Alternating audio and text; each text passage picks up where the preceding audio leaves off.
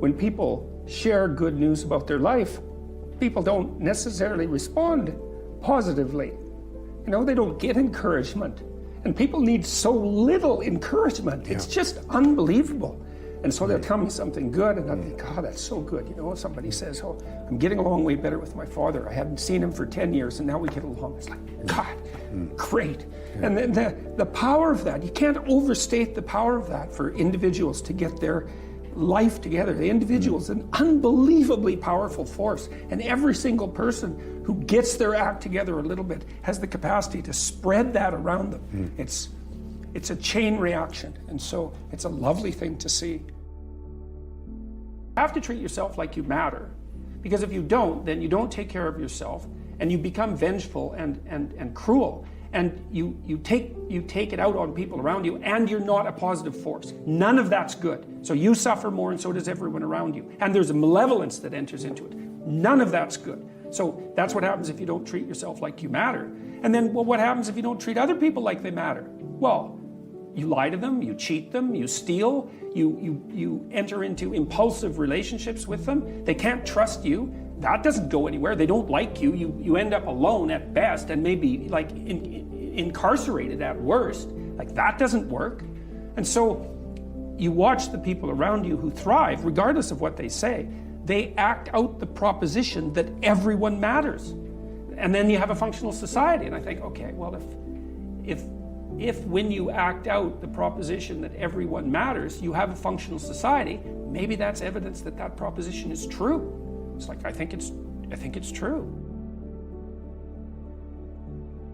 One of the things that's really interesting about the Old Testament is that, and the Jews in the Old Testament, is that they don't take the path of Cain.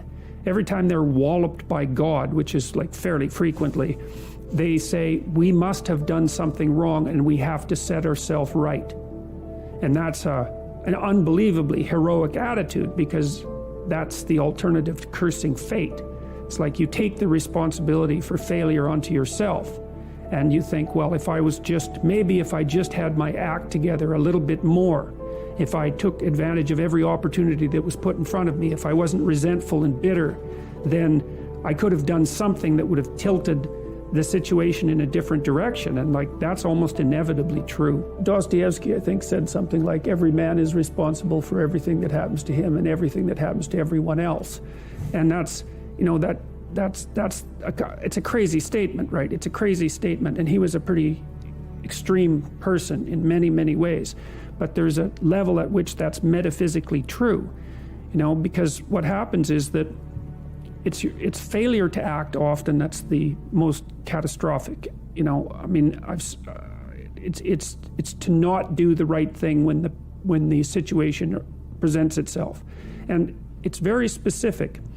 You know, you're constantly in situations where you could do the right thing if you were willing to take a risk that's actually of relatively moderate size, and you know that you could take the risk, and you know that you should take the risk, and you don't. And that happens to people all the time.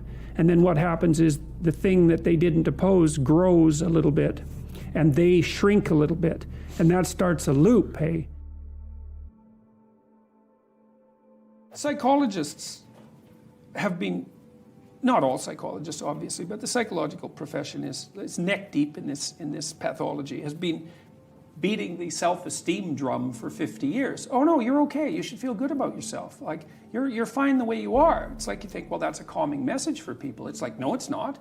It's not at all. And I watch my audiences, it's like, it's full of people in the audience who think, I'm suffering a lot more than I think is tenable. A whole bunch of it's my fault. My life is not in the order it should be. I know I'm doing 50 things wrong. It's like, what the hell's wrong with me? What's wrong with the people around me? This is really serious. And some, you know, well-meaning person comes up and says, you know, you're okay just the way you are. It's like, no one wants that message. It's like, no, I'm not okay the way I am. I'm not okay at all the way I am. I know that. And so, you know, when I'm speaking when I'm speaking now, I say to people, well, you're nowhere near what you could be. That's the positive message. It's like, yeah, you're a mess, but you don't have to stay that way. If you're a mess, you know it, obviously. You're suffering away like so much you can barely tolerate it. It's like, that's okay. You could do something about it. So and that's the thing that turns the lights on. It's like, you could do something about it. It's like, There's a line in the New Testament that's relevant to that. Do not cast pearls before swine. And what that means is that if people are not listening to you, stop talking to them. And that is the best piece of advice that I can give you. And what happens is that if you stop talking to people who aren't listening to you and start watching them instead, they will tell you what they're up to. But so if you have things to say them, but you find people that will listen, talk to them. The ones who aren't listening, pull back. Because you're devaluing what you have to say by offering it to an audience that does nothing but reject it. And that's a good guideline to life in general. So, you're harmless, you're not virtuous. You're just harmless. You're like a rabbit. A rabbit isn't virtuous. It's just can't do anything except get eaten.